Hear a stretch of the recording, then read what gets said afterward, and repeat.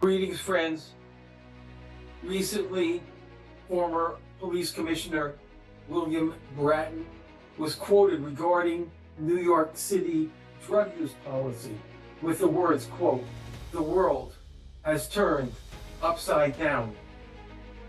This reminds me of an encounter I had with a philosophical highway patrolman years ago. If you look in our new book, From Sinai to Yerushalayim, you can see the story on page 345. I had pulled off the road to speak with him, and we had a memorable conversation, the highlight of which were his words to me, quote, "Today, crazy is the norm." Yes, my friends, today, crazy is the norm.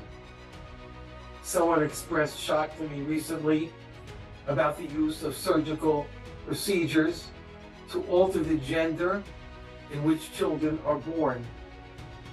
We try to undo what Hashem has decreed.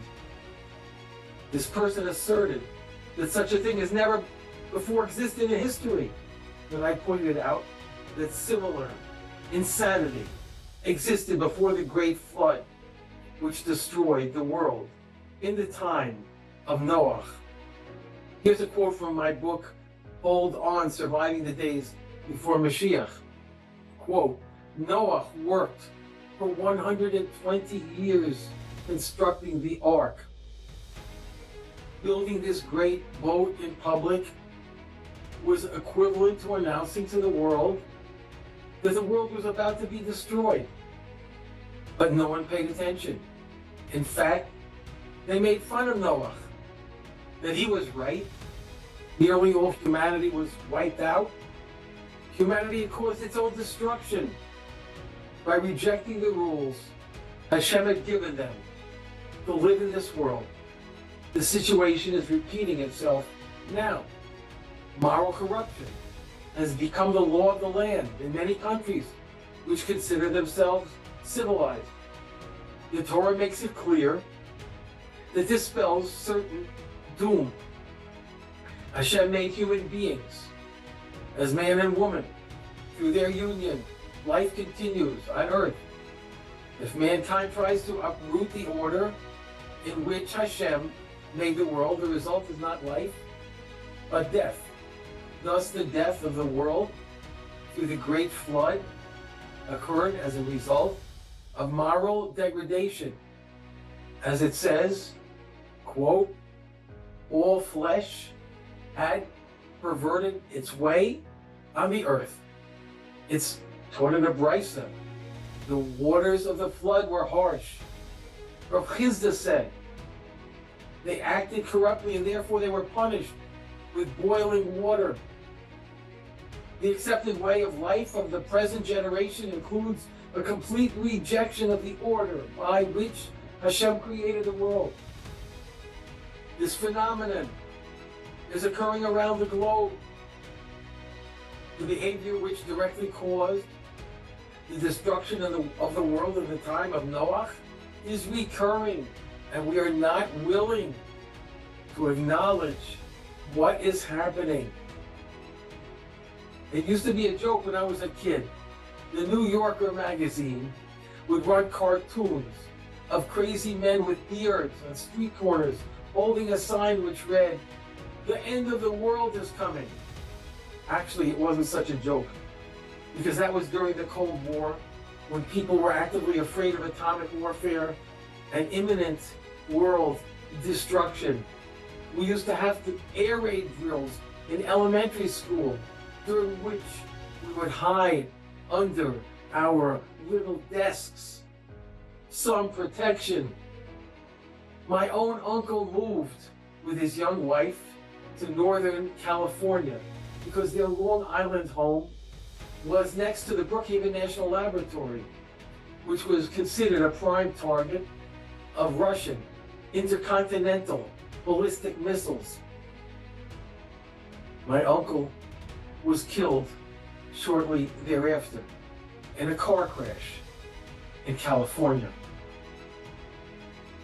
My friends, we cannot run away from the abnormal world being created by those who hate Hashem and His Torah. Stop the world, I want to get off. Doesn't work.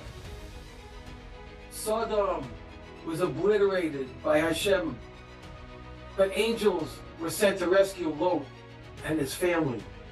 Ancient Egypt was destroyed by the hand of Hashem, but those who clung to Moshe Rabbeinu were saved and brought to Har Sinai.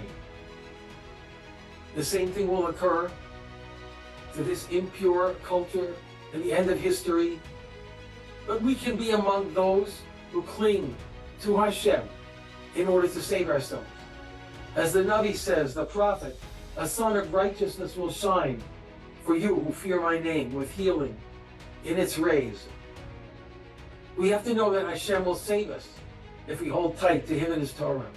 This week's Parsha, outside Israel, is called Parshas Para. It discusses the remedy which the Torah prescribes for Tumah, impurity. The world is swimming in an ocean of Tumah. It cannot and will not continue to exist in this way. It is only a matter of time before the forces unleashed by those who hate the master of the world bring about the destruction of the world as we know it. What comes after that will be beautiful and pure, a world in which Zion takes a Torah, Udvar Hashem Yerushalayim, the Torah will go forth from Zion, and the word of Hashem from Yerushalayim. But we have to merit to live in it.